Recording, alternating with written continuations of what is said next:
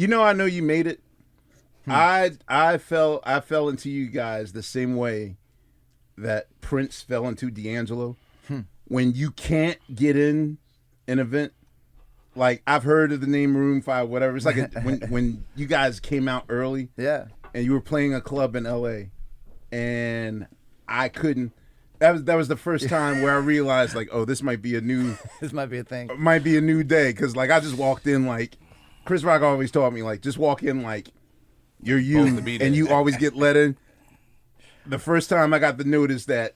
Let me say something. If I had known that you were trying to get into our show at that point and couldn't, I would have lost my fucking mind. No, but it was just no one could get in. It was you guys did like a little small.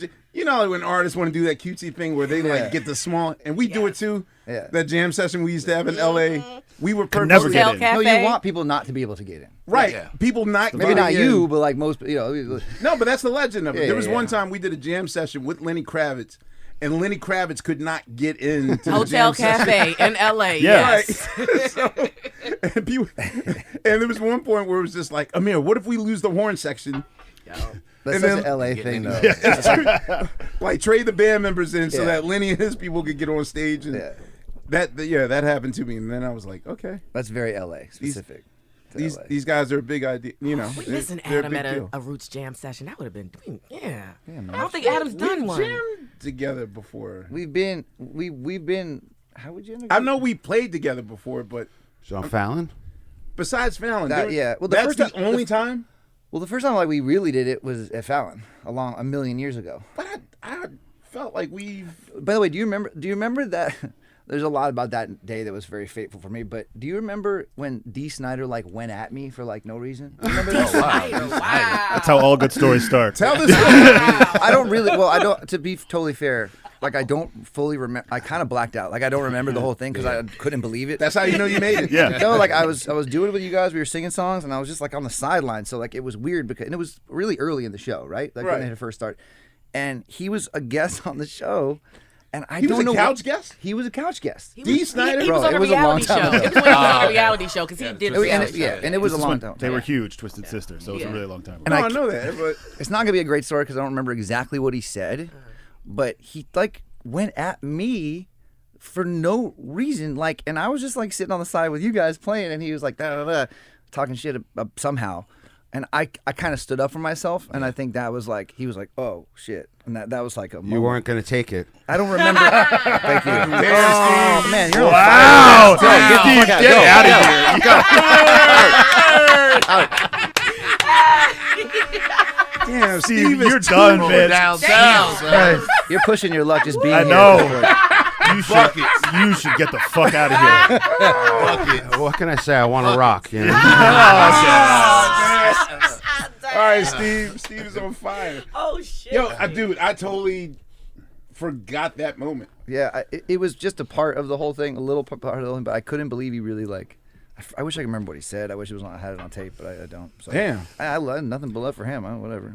But well, wait, since you talked about the day, is there any truth to the rumor that was the... Okay, so what you're basically referring to is that back when guests were allowed to sit in with the Roots, either... it's just a way to double down on it. Instead of being an actual musical guest on the show, you could just play with the Roots doing the commercial bumpers. And that ended, weird enough, after an ill-fated You God episode. You got Wu-Tang? I thought he was all proper. Oh, now. no. Here's the thing. I love the sit-ins. I love the sit-ins when I'm really, like, at one with a guest.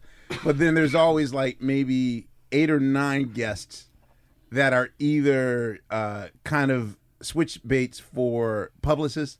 Like, if you want Beyonce on the show, then my other guest has to sit in with you guys, or somebody will put Jimmy on the spot or whatever. Like, I'd love to play on your show.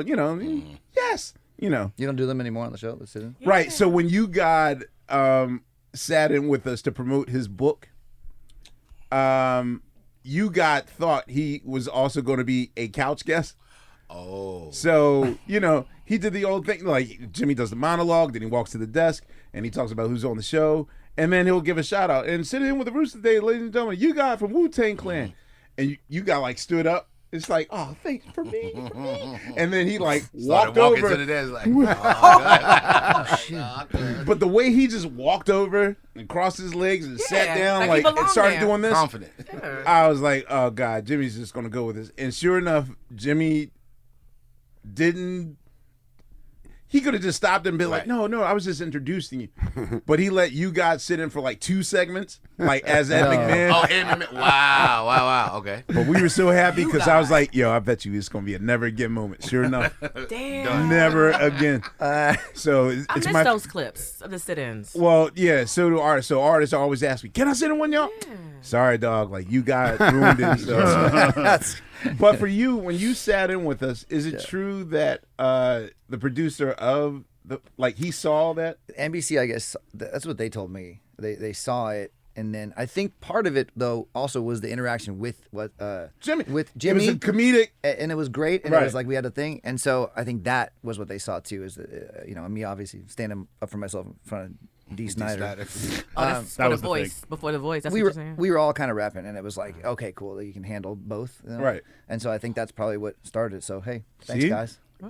Greatness came from that. That's what's up. I hadn't done that sitting. Wow.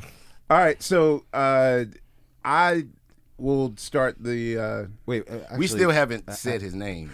Oh, wait. Yeah, there's that. But I probably have the rehearsals from that day, From what day? from the day you sat in with the Roots. Oh No. yeah, we have all the I could rehearsals. probably send you those. By the way, that was a crash course. That was an education. Sitting in with you guys. Wait, can I say your name first? Adam Levine is on our show from Maroon 5. Yes.